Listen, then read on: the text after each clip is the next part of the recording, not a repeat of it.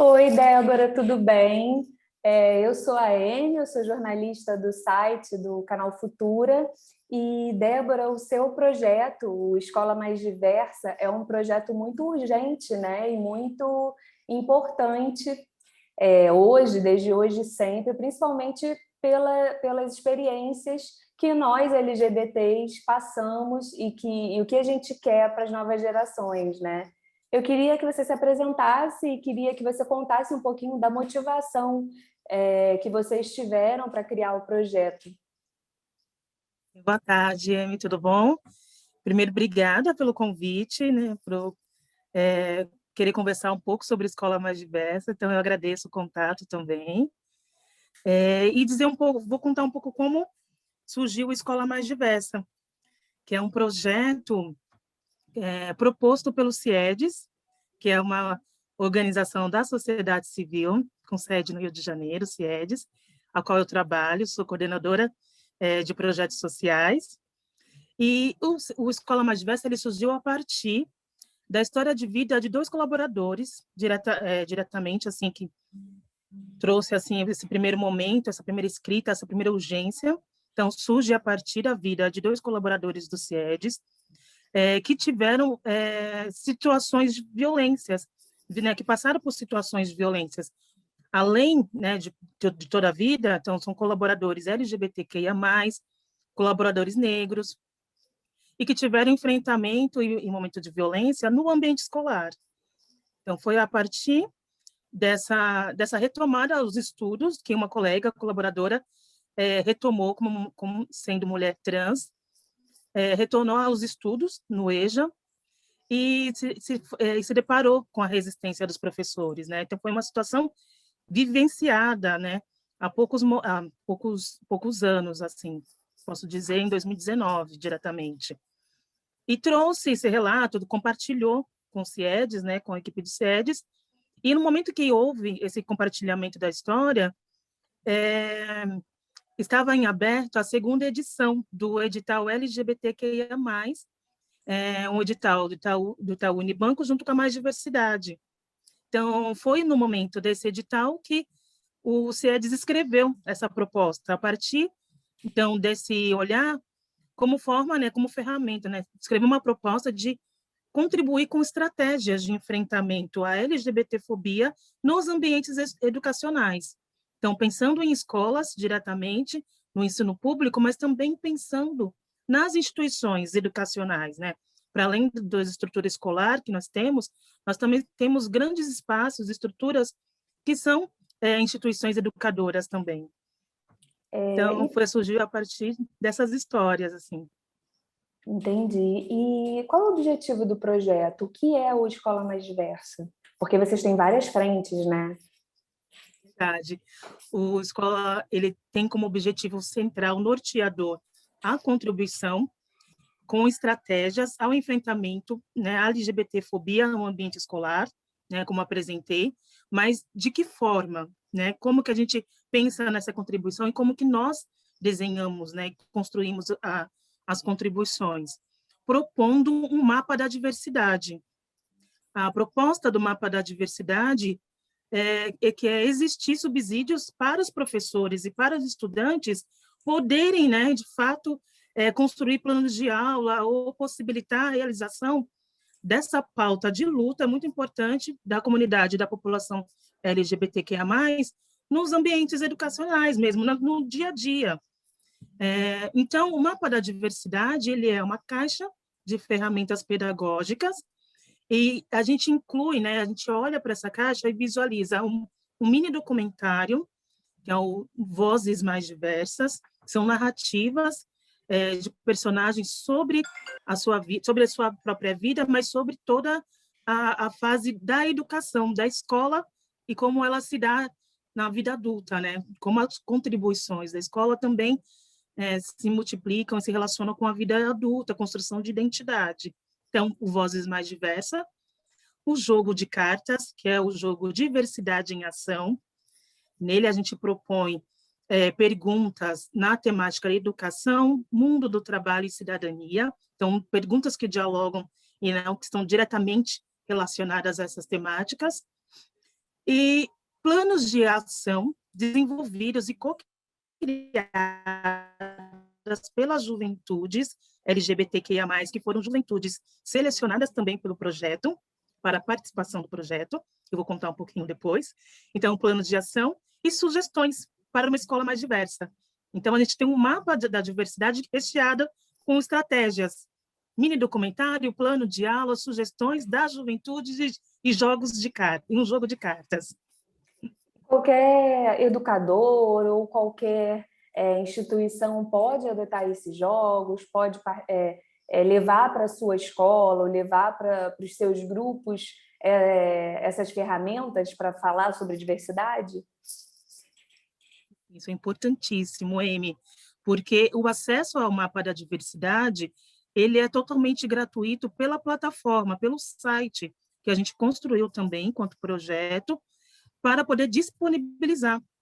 Então, a gente tem um site que é o Escola Mais Diversa, que é um domínio do CIEDS também, né? São um site que tem a disponibilização do mapa da diversidade para download gratuito, mas também a apresentação de materiais que possam subsidiar outras atividades, né? Porque a proposta não é nada fixo, fechado, é que as atividades, os planos de atividades, assim como as estruturas das oficinas que nós realizamos, possam ser em um início, né? Possa contribuir. E, a partir de cada realidade, pode ser modificada, pode ser ampliada, né? Essa proposta de material. E, com isso, a gente tem um campo no site que chama Saiba Mais Diversidade. Então, são sugestões, documentários, relatórios, sugestões de músicas. Então, são outras materiais, é uma curadoria de todos os materiais que a gente também teve acesso durante a construção e a elaboração da Escola Mais Diversa. Você acha então, que é importante? Ah, sim. Você acha que é importante a gente trabalhar essa formação dos professores para os assuntos ligados à violência contra pessoas LGBTQIA+, ao enfrentamento, né, dessa violência, ao acolhimento, enfim? Fundamental, Amy, a pensar numa continuidade de projeto que possa dialogar com a formação dos professores e educadores é fundamental para que esses materiais também possam ser apresentados, aplicados e desenvolvidos com qualidade, mas também que não passem por juízos de valores ou que não encontrem também, né, professores que não estejam preparados para a condução e para o diálogo, né, que é a nossa proposta aqui.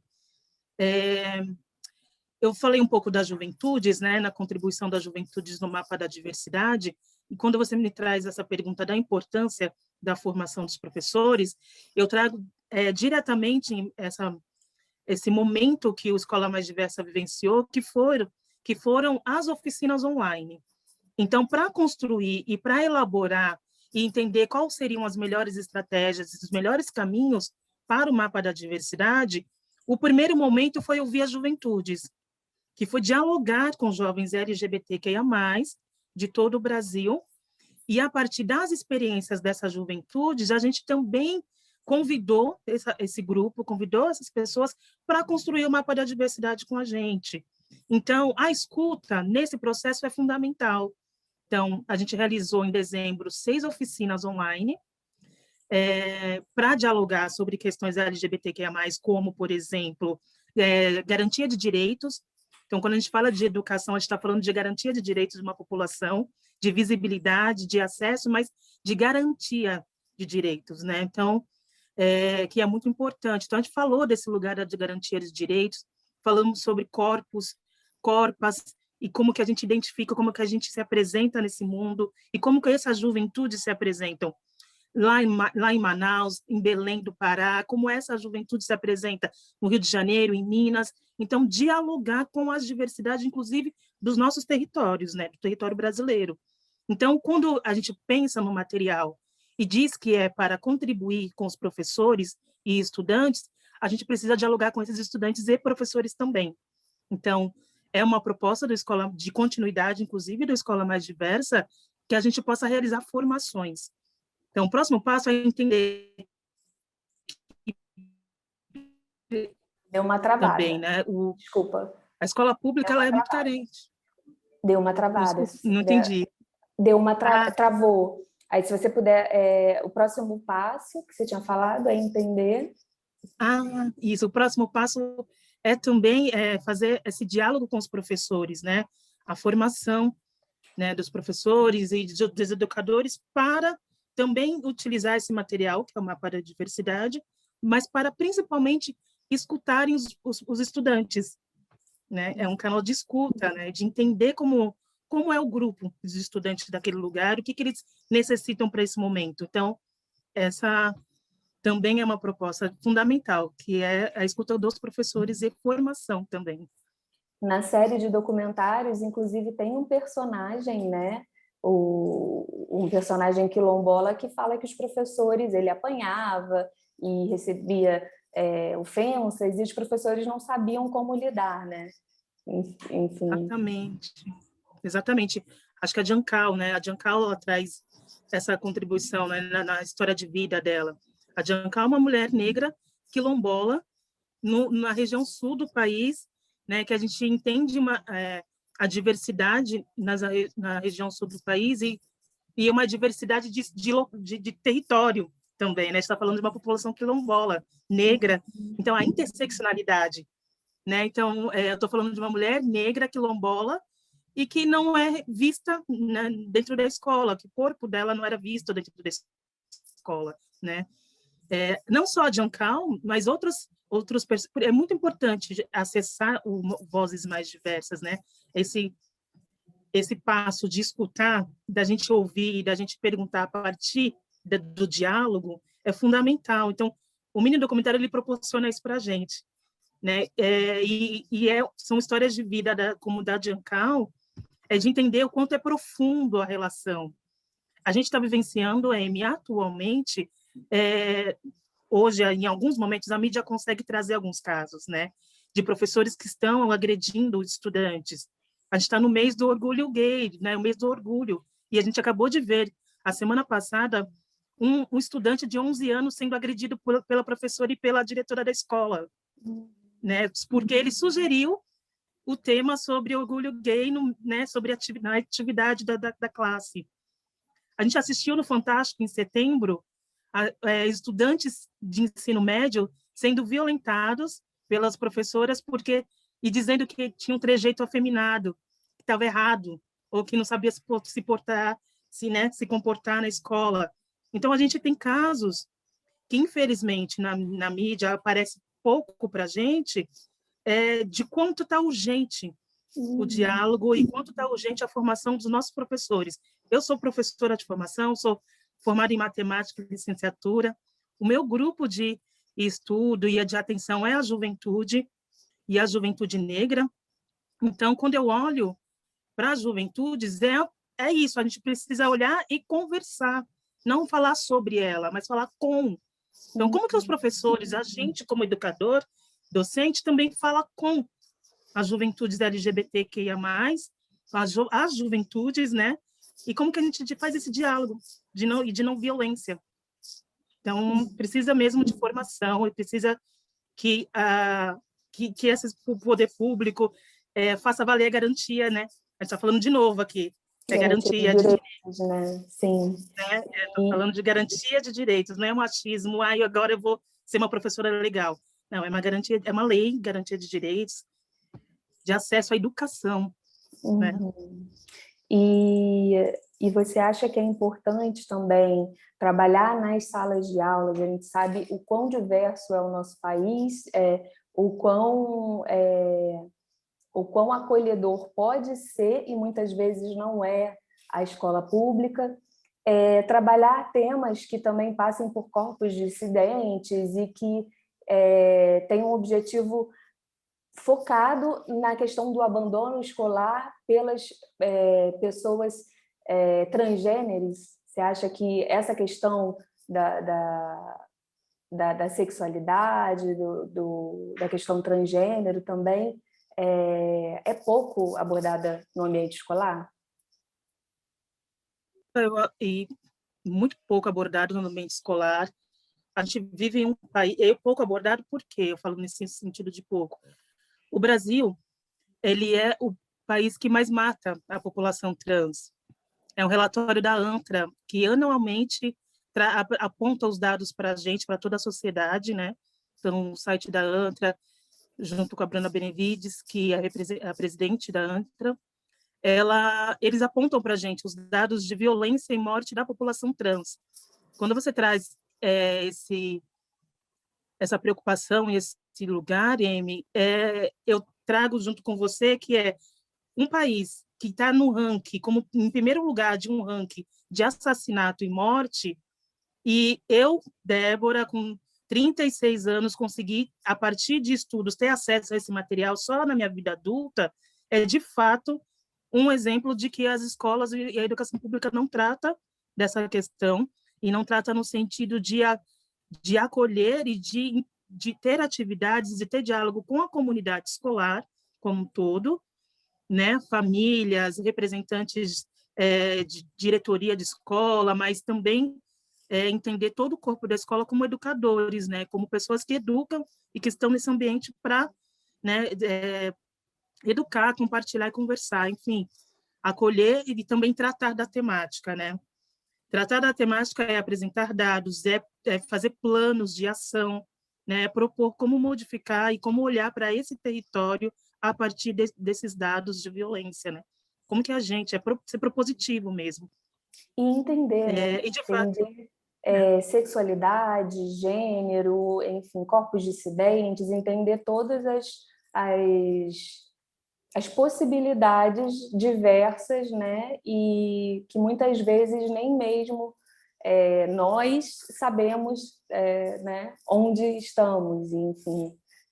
E outros personagens também falaram isso, né? Que só na escola, ou só depois de muito tempo, foram entender o seu lugar no mundo, né?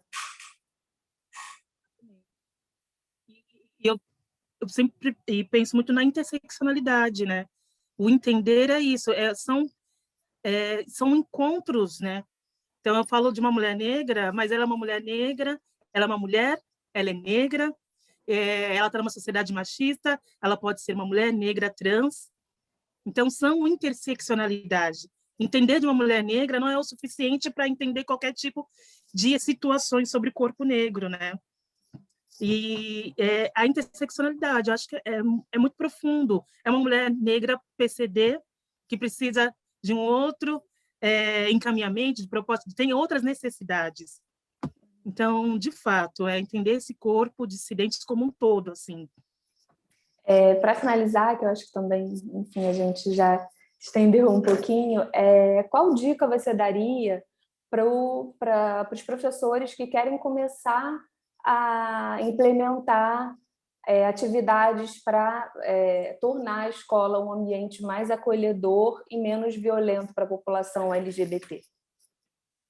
Eu vou trazer dois caminhos propostos a partir dessa conversa com as juventudes, o projeto Escola Mais Diversa. No dia 17 de maio, nós fizemos um lançamento do mini documentário e o lançamento do site do Escola Mais Diversa. E nesse lançamento, nós tivemos duas mesas de debates. A primeira com as juventudes do projeto, sobre caminhos para uma escola mais diversa, e a segunda mesa, na mesma live, nós conversamos com as profissionais de educação sobre o desafio da pauta, o desafio da diversidade na educação.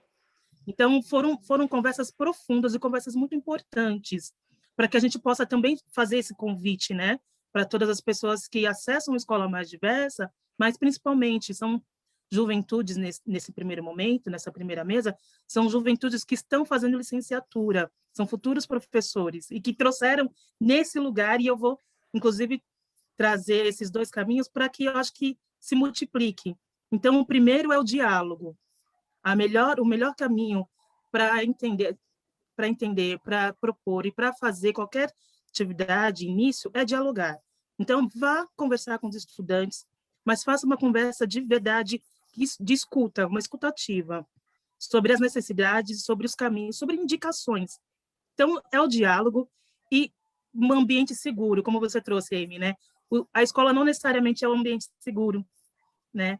A gente não necessariamente possibilita uma sala de aula segura. Então, reconheça se esse espaço é seguro, para que esses estudantes também possam falar, né? Senão, eles estão falando num espaço que não é protetor, não é seguro. Então, isso não possibilita diálogo nenhum. Então, são dois caminhos que apontados pela Juventude de Escola Mais Diversa que eu, né, também trago para compartilhar com você. Então, o primeiro passo é diálogo e, na verdade, primeiro é um lugar seguro, entender se esse lugar é seguro, e segundo é o diálogo. Obrigada, viu, Débora? Muito obrigada e parabéns pelo projeto.